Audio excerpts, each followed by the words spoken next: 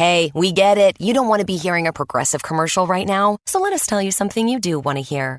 You are intelligent. You make all the right decisions. You were smart before smart was cool, and you made it cool again. You have a wealth of knowledge, and you are so very clever. I bet you already knew I was going to say that, you genius. There, don't you feel better? You'll also feel better when you hear you could save big when you switch to Progressive. But I'm pretty sure you already knew that, too. Progressive Casualty Insurance Company and Affiliates.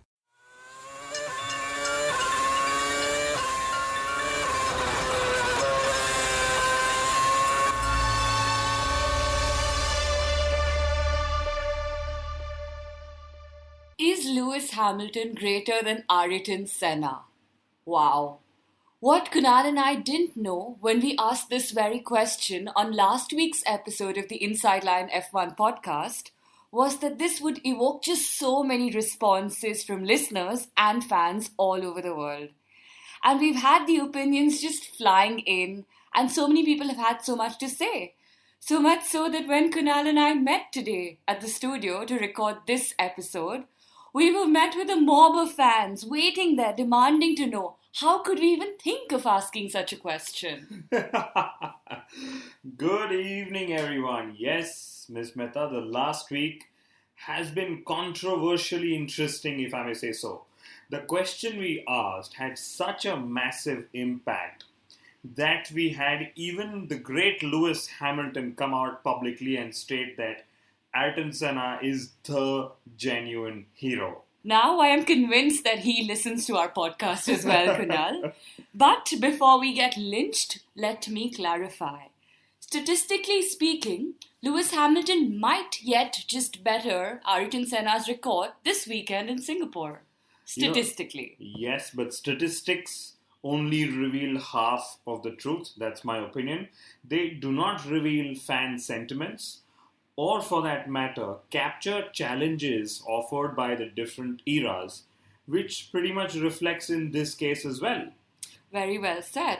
Jean Lacy and Mark Webber have both told us that Lewis Hamilton has the 2015 World Championship in the bag. Yes, my dear friends, but tell me something I don't already know. The interest would then shift to, when will Lewis Hamilton release his album with Canadian rapper Drake? Now, since we started this podcast on a comparison, here too Hamilton will have an F1 driver to compare statistics with. And if I may add, an F1 driver who's also a former world champion. 1997 Formula One world champion Jacques Villeneuve released a music album but saw only 836 records sold. Only 836? Wow, I don't think Lewis is going to have a very hard time matching and far bettering that record. But Kunal, like Bernie, do you two think that our world champion perhaps is taking his lifestyle a little too seriously? I think this is a very personal question best left for Lewis to answer. For me, so long as he arrives at the races and wins, there's no questioning his lifestyle or his commitment. And let's admit, he is the perfect world champion for Formula One as a business. He is opening up an American market which the sport otherwise has consistently struggled to do so. What better way to do that than being consistently seen with Hollywood stars and models and musicians and being linked to Rihanna? I mean, all of this ultimately only reinforces Formula One's glamorous image. And of course, the fans and sponsors love it. Here too, he seems unbeatable when you compare him with the other world champions on the grid, like Vettel, Button, Alonso, and maybe even Raikkonen. But this is where I'd like to say that Lewis Hamilton should reunite with Nicole Scherzinger. After all, it just seems that Formula One is in the mood to rekindle lost love. We saw Alonso reunite with McLaren, and McLaren's wooing of Honda, and who knows, next year we might see Red Bull Racing reunite with Ferrari engine power. More than reuniting, this seems like Red Bull Racing following the footsteps of their blue-eyed quadruple world champion racer Sebastian Vettel. Well put, Kunal.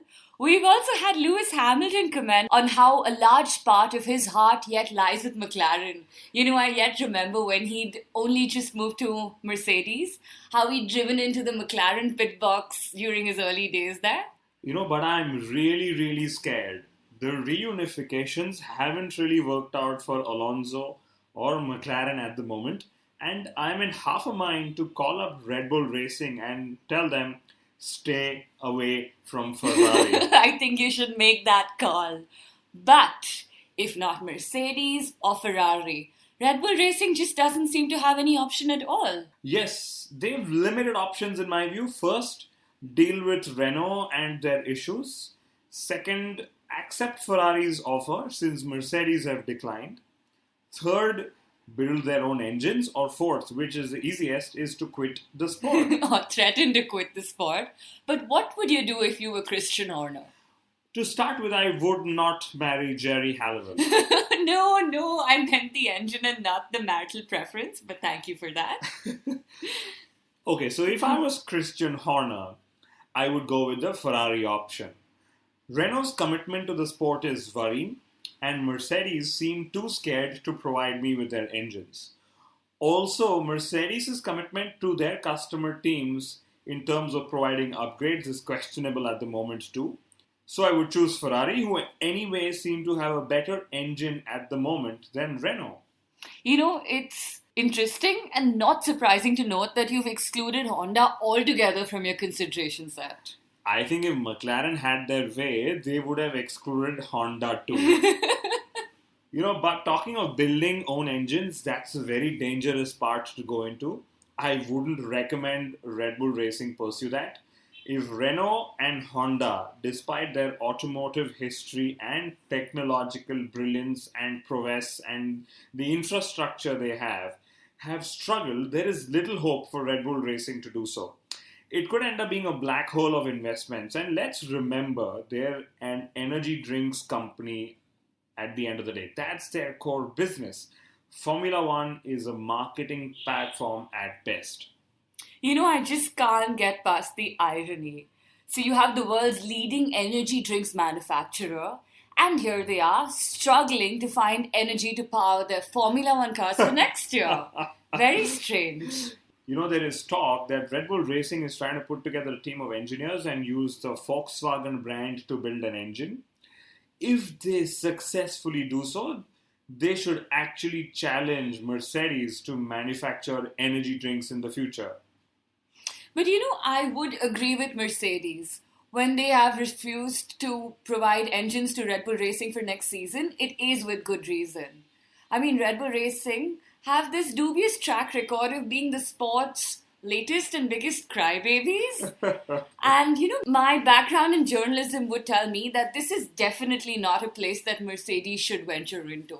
Absolutely spot on. In an era that is best known for Mercedes and the might of their hybrid turbo engines, you wouldn't want a powerful customer such as Red Bull Racing cry foul at any point of time. And amid all of this speculation, there are also reports that none other than Bernie Ecclestone will play arbitrator in the ongoing, divorce proceedings between Red Bull Racing and Renault in Singapore. His business interests lie in ensuring Red Bull as a brand remains invested in Formula One. But if only he maintained similar levels of interest in keeping the midfield teams in the sport too. If only. But should this divorce actually come through? End the road for Renault in Formula One? Technically no. There is talk yet that they might buy out Lotus. It's been on for a while. And should they do so, they could run that as a works team. On the point of Lotus, plenty of helping hands coming their way, with good reason. Bernie paid for their wages, Renault supporting them through their court case, and of course, they have Pastor Maldonado for all their other bills.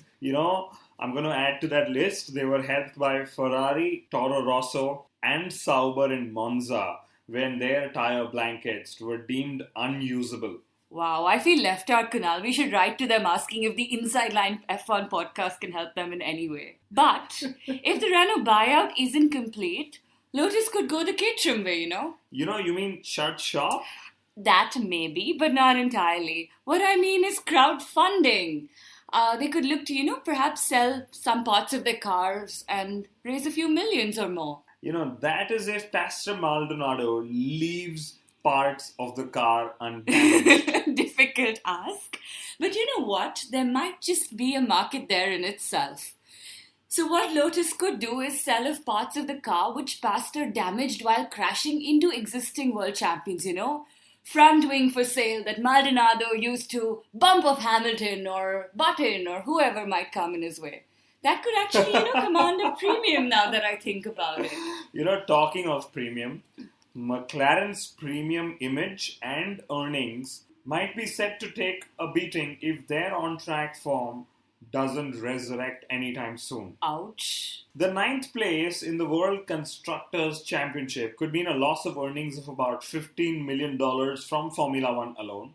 To add to that, the difficulty of attracting new or retaining current sponsors. They're the only bottom-rung team that has 2 world champions on their payroll. That's very well put. And I wonder if this is actually going to lead to them dropping Jenson Button next season. And hey, we all love Jenson Button. Yes. And would that mean bringing back Kevin Magnussen or Stefan Van Doorn? But I wonder who would actually want to race a car with a Honda engine in this era. Interestingly enough, McLaren has said that they would not block Kevin Magnussen's exit should he choose to race elsewhere, though where is another question. And meanwhile, Kimi Räikkönen has said that in this PlayStation generation, experience is not necessary. So, pretty much going by Räikkönen's words, retaining the very experienced Button isn't necessary for McLaren. Yeah, that might be true, but I just remembered Verstappen when he said that he practiced his famous Blanchimont overtaking move on the video game first. Wow. I really can't wait to see Verstappen's moves in Singapore this weekend. Singapore Grand Prix, Asia's most exciting Grand Prix at the moment. Do you agree? I thought it was Suzuka and Japan. I mean, drivers seem to swear by the S's and the spoon and whatnot. Well, I meant for the fans. There's a Grand Prix and there are some dudes called Maroon 5 and Pharrell Williams performing. I wonder if we'll get to see Lewis Hamilton performing there soon off the track as well. But I wonder what it is with farmers in Formula One these days, So there's a haze in Singapore, and that's actually threatening the smooth operations of the race this year. And the reason for that is that farmers in the Sumatra Islands have actually burned their land for agriculture. So in Spa, we had farmers protest over milk prices and almost, lead to the race being obstructed. And now this, very strange. Haze, I'm going to stick to that word. I remember we had haze for the Indian Grand Prix one of the years, and there was media blowout on the pollution in our country. I really wonder what they'll say this time about Singapore now. I just wish that the Indian government supported the Indian Grand Prix as much as the Singaporean government has supported theirs. Yes, the Singapore Grand Prix, in my view, is a good model for many countries to follow, old and new. But for now, the easier part of the prediction would be that Hamilton would better Senna's record this weekend. I think we will see a Williams on the podium. But it might not be Massa or Bottas. I suspect we might see Pharrell Williams on the podium conducting the post-race interviews. Remember, you heard it first here. Yes. I'm going to add to that. So, when Lewis wins, and if he wins, he might just start wrapping his post-race answers with Pharrell Williams for all we know. Wow, that sounds like fun already. But do you think Mercedes will have reliability issues as they did at Monza?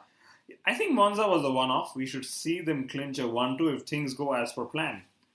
Well, in this absolutely perfect script, the only uncontrolled part is the race start, which has been manual since Spa. I can only just hope that it spices up the action as it has in the past 2 races. On that note, Kunal, over to Marina Bay Circuit in Singapore.